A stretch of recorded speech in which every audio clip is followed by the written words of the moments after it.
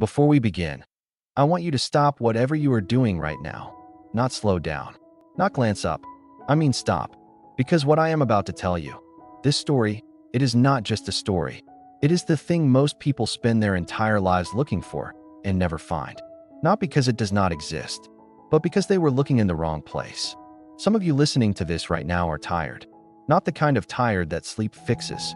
I mean the kind of tired that sits behind your eyes. The kind that follows you into the morning before you even get out of bed.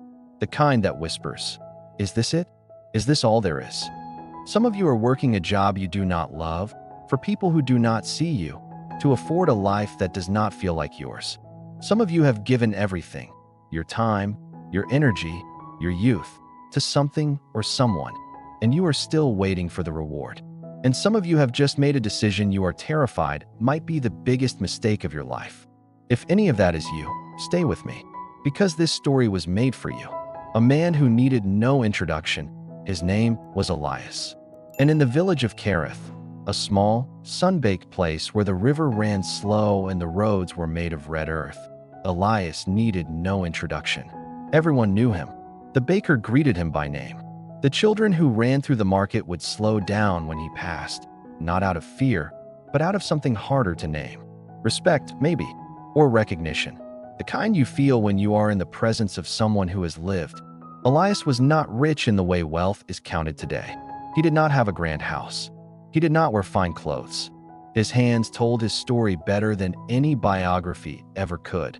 Cracked at the knuckles, rough like bark, permanently stained at the fingertips with earth that no amount of soap would fully remove. These were the hands of a man who had worked every single day of his adult life. He had inherited the land from his own father, who had inherited it from his father, and so on, back through generations that nobody alive could fully remember. The farm was not large. Maybe 40 acres of dry, stubborn soil that demanded everything from you, and sometimes gave back just enough to survive. But Elias loved that land the way some men love their children. He understood its moods. He knew which corners held water longest after rain. He knew where the soil was shallow and stingy, and where it was deep and generous. He knew when to plant, and when to wait, and when to simply walk between the rows and trust. He had 3 sons, and this is where the story truly begins. The problem with being given everything, the eldest was Marcus. Tall, strong-jawed, confident in a way that bordered on arrogance. He had his father's build and his mother's stubbornness, though their mother had passed when the boys were young, and Elias had carried that grief quietly, the way men of his generation were taught to carry things, alone and without complaint. Marcus had ideas, big ones. He had been to the city twice and had come back both times with the same fire in his eyes and the same conclusion. This farm is too small for what I am meant to do. The second son was Daniel. Clever, quick with words, the kind of person who could talk his way into and out of almost anything. Daniel had read more books than anyone else in Kerith and was proud of it, sometimes too proud. He believed that intelligence exempted him from effort, that if you were smart enough, you did not have to work as hard. And then there was the youngest, Benjamin, quiet, watchful, the kind of boy who listened more than he spoke and noticed more than most people realized. He had his father's eyes, deep-set, patient, the color of the soil after rain. He was the only one who still worked beside Elias in the field on the days the older brothers had found excuses to be elsewhere. Now, to be fair to Marcus and Daniel, and this is important because life lessons only mean something when we are honest about human nature, they were not bad people. They were simply people who had never been truly tested. They had grown up watching their father work himself to exhaustion, and somewhere in their young minds, they had drawn the wrong conclusion. They thought, I do not want to live like that. I want something different, something better. And there is nothing wrong with that desire.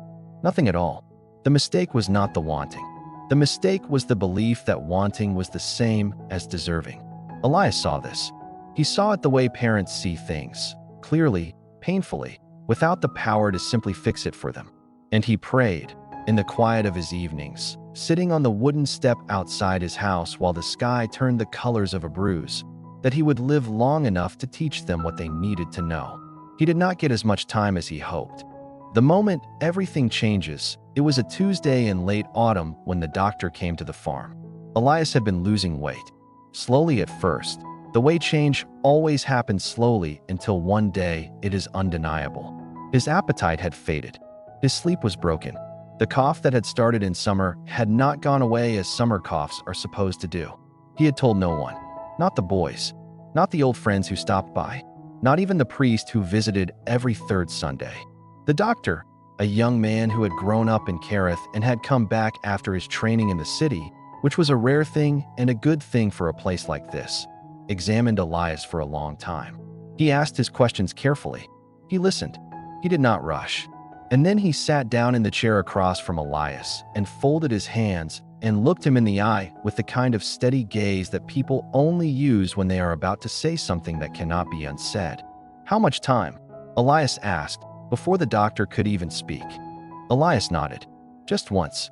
Slowly, he looked out the window at the field, at the furrows he had walked 1,000 times, at the old oak at the far edge of the property that his grandfather had planted as a young man, at the sky that was wide and gray and indifferent in the way that only nature can be indifferent.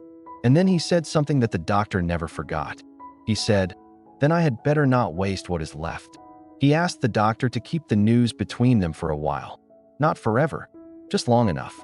Long enough to make a plan. What he knew that they did not. That night, Elias sat at the kitchen table with a cup of tea that went cold while he thought.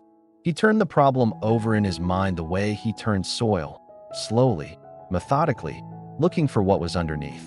The farm would pass to his sons. That was not the question. The question was, would they keep it? Marcus would want to sell. He had said so directly, more than once. Not cruelly, just honestly.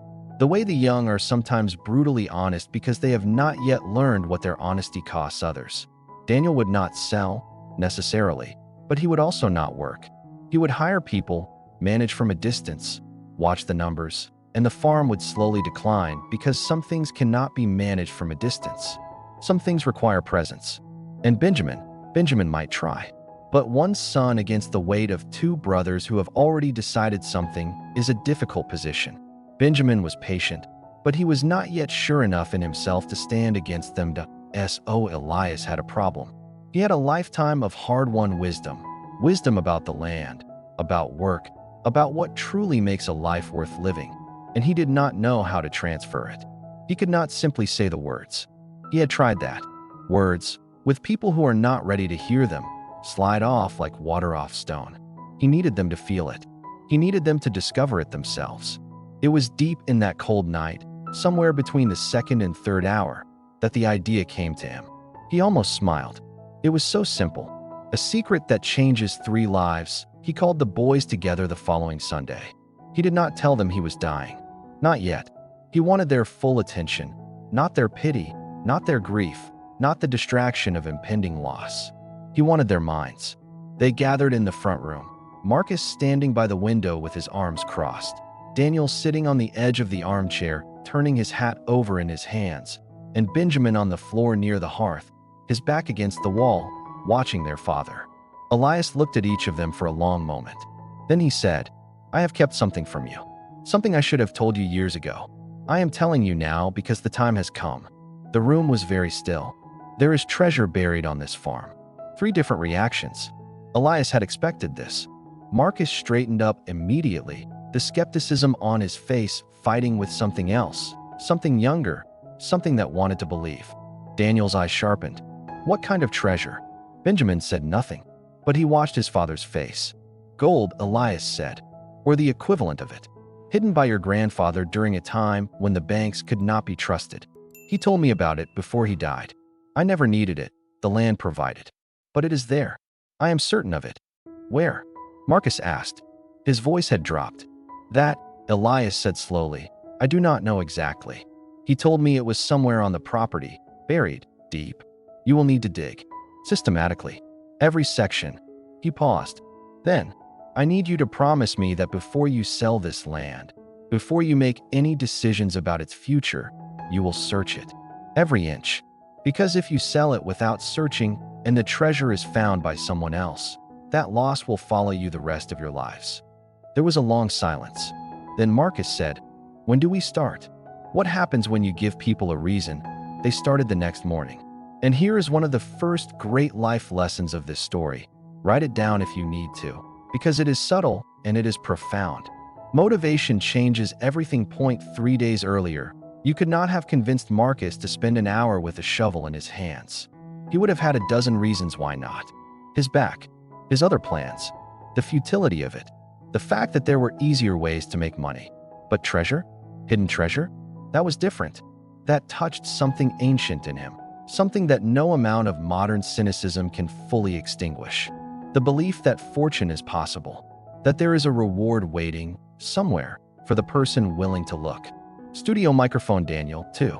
He brought his books and his calculations, mapped the farm into a grid, created a system.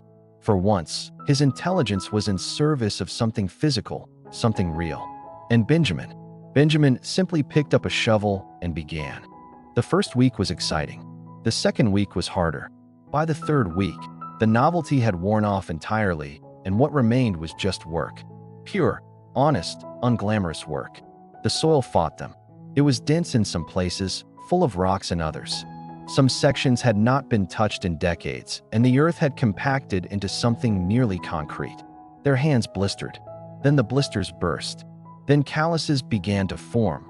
Slowly, painfully, the body's way of adapting to what it is being asked to do. Marcus complained. Constantly, at first. Then less. Then, strangely, almost not at all. Because something was happening to him in the field. Something he had not expected and could not have predicted. He was changing. The gift of letting people discover. Elias watched from the porch on the days when his strength failed him, which were becoming more frequent now. He watched his sons in the field, and he felt something complicated in his chest. Grief and gratitude mixed together in a way that felt like both. Grief, because he knew the treasure they were looking for did not exist. Not in the way they thought. There were no gold coins buried in that earth. His father had left him no such thing. The story was a device, a gift, really, wrapped in a lie to make them pick it up. And gratitude, because he could see it working. He could see it in the way Marcus moved. Less swagger, more purpose. The boy had always been capable. He had just never had a reason to apply that capability to something that required patience.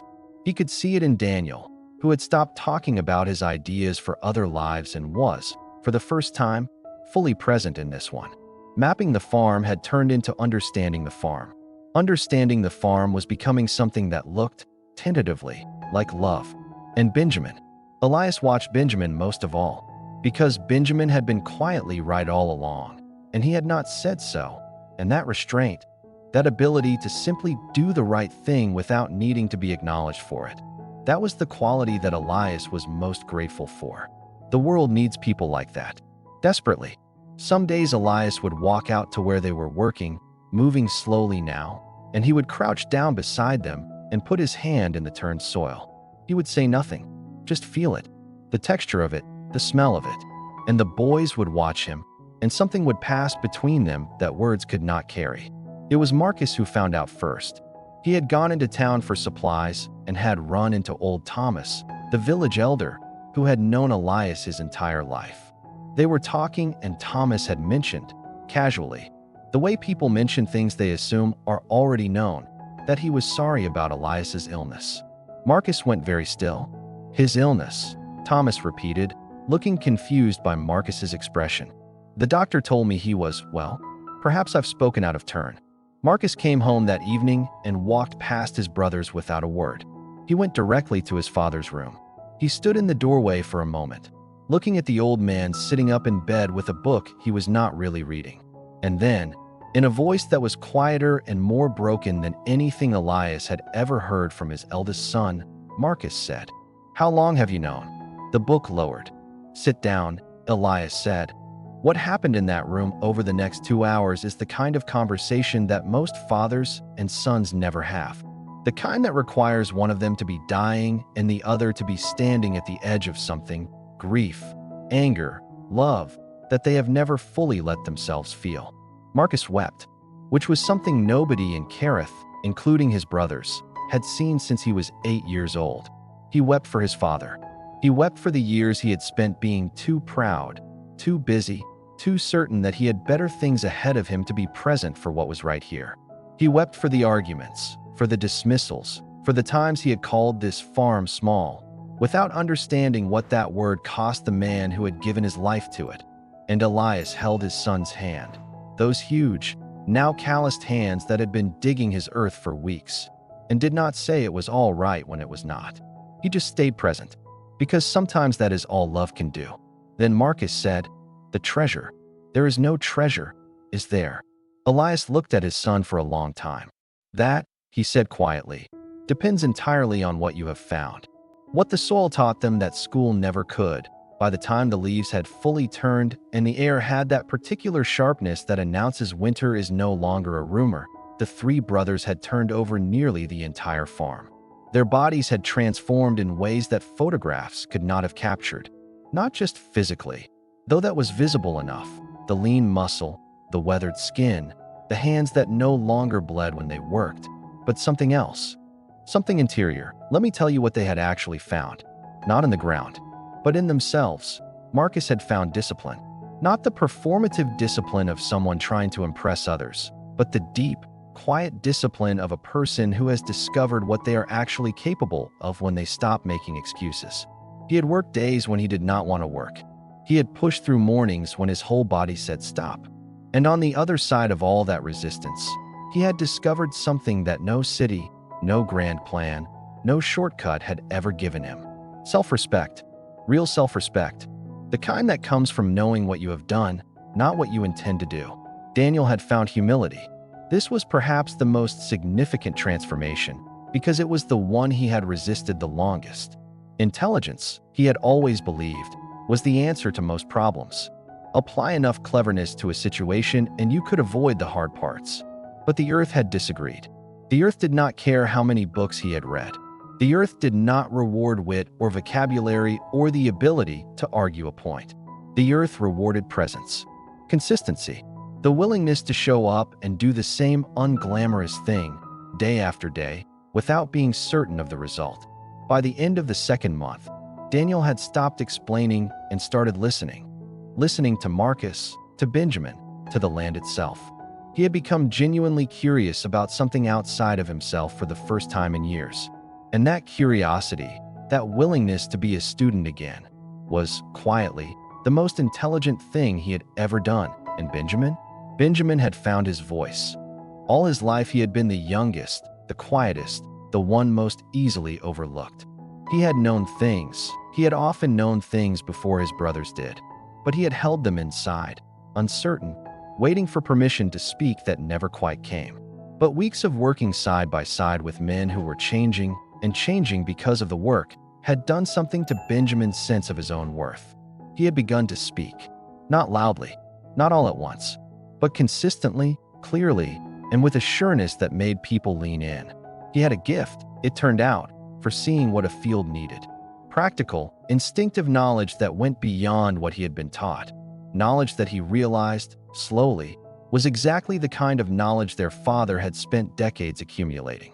He was, in ways he was only beginning to understand, his father's son. When the treasure finally reveals itself, the planting season came while they were still digging. It was Benjamin who noticed first, noticed that the entire farm had essentially been prepared. Every inch of soil had been turned, aerated, broken up. The roots of old weeds had been dislodged. The compaction of years of neglect had been undone. He said nothing at first. He just walked the rows, feeling the soil between his fingers. Then he went to find his brothers. "I think," he said carefully, "that we should plant." Marcus looked at him, then looked at the field. Daniel was quiet for a moment. Then he planned this. Nobody said anything else. They planted. Let me tell you about that harvest.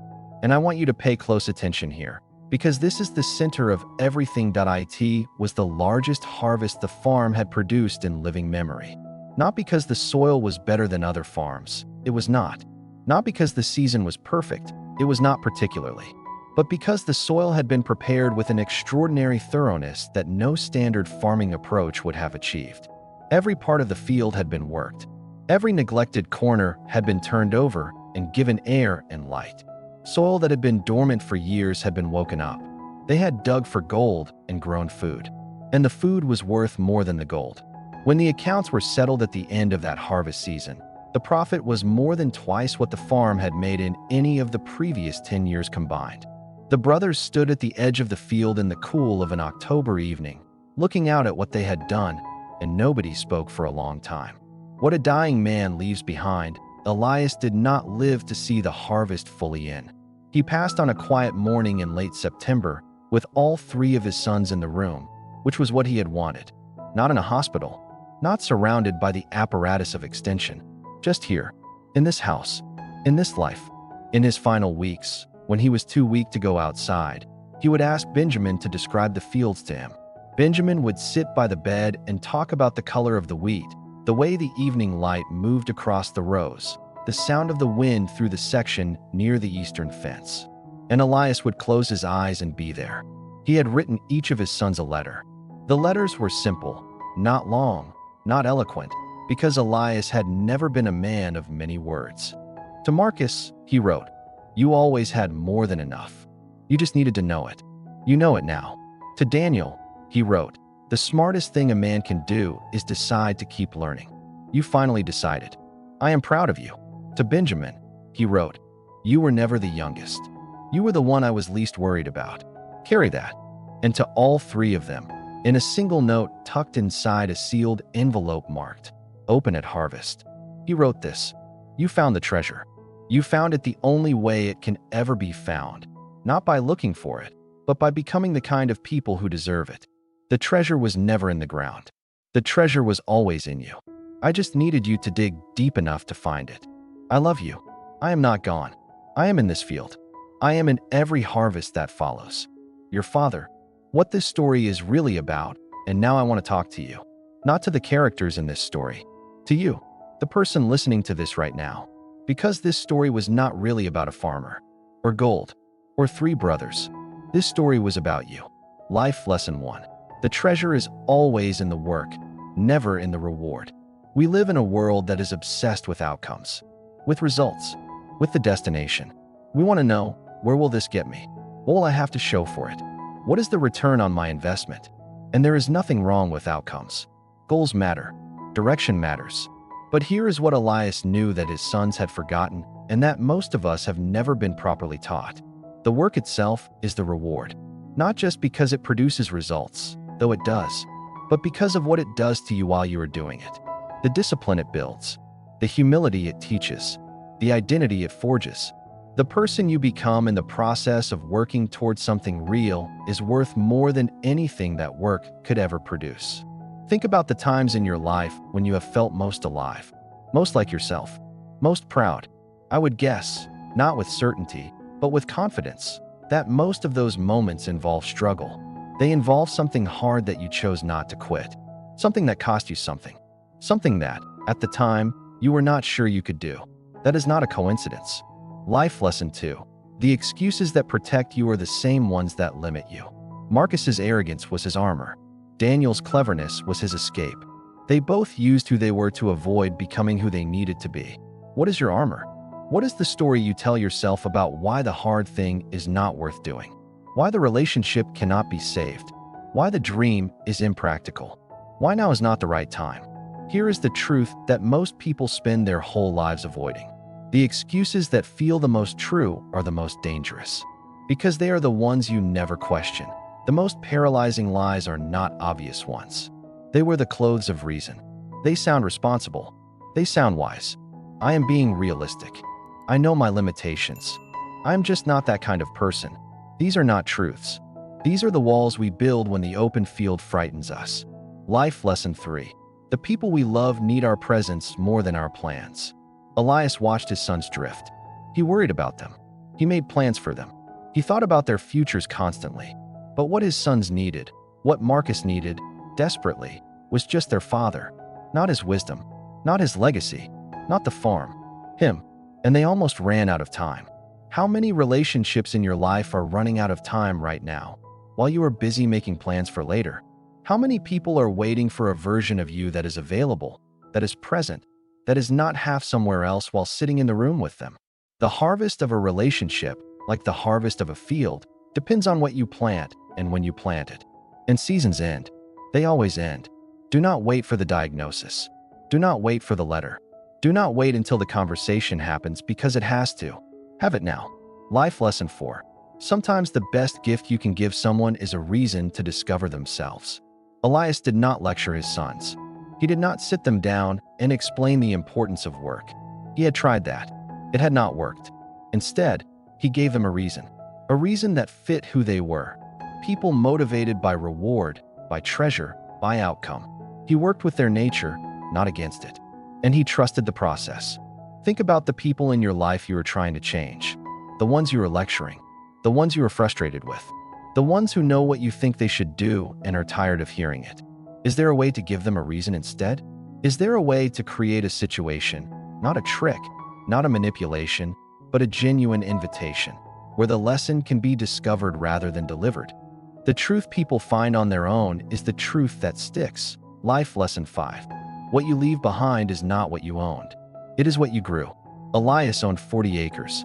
He left his sons a transformed understanding of what those 40 acres could become.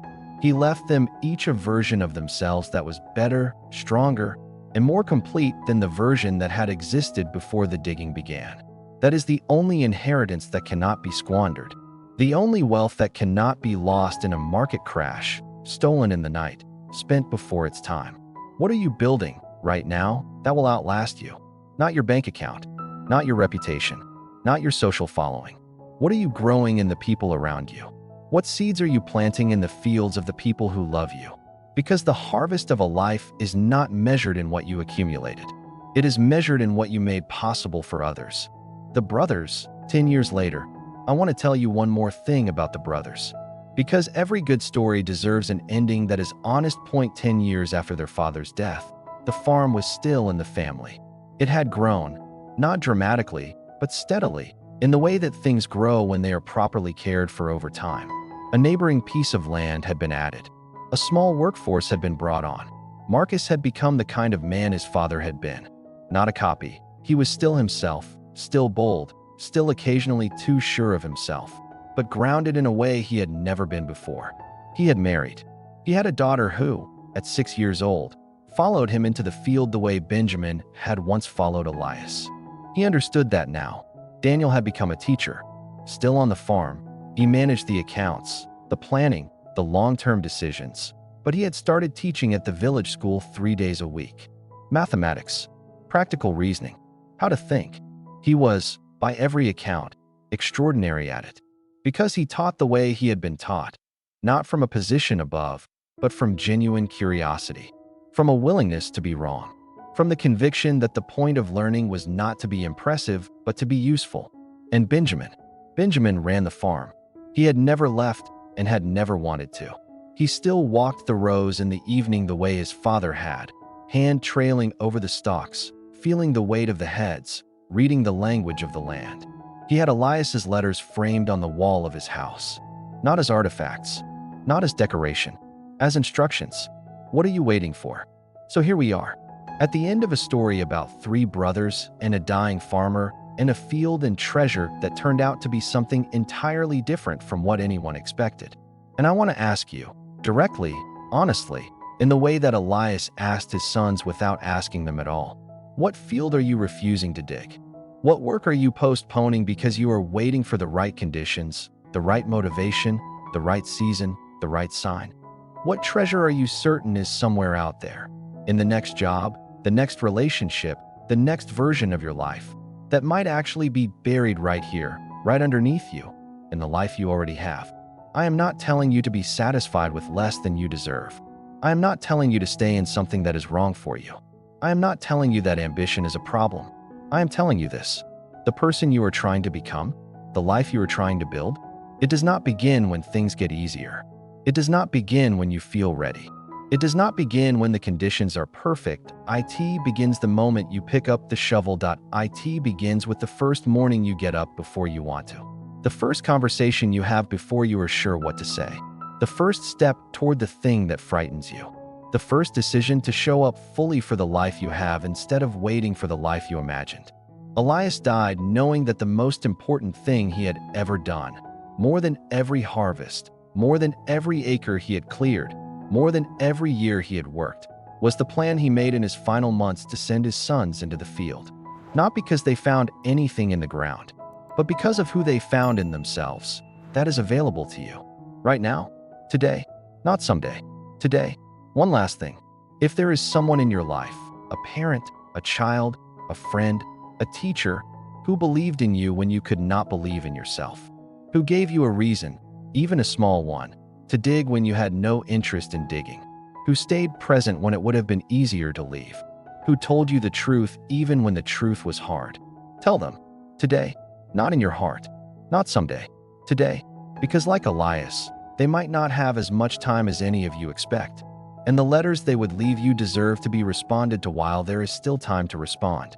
This has been The Hidden Treasure, a story about fathers and sons, about fields, and what we grow when we think we are searching. Thank you for staying until the end. You found something too.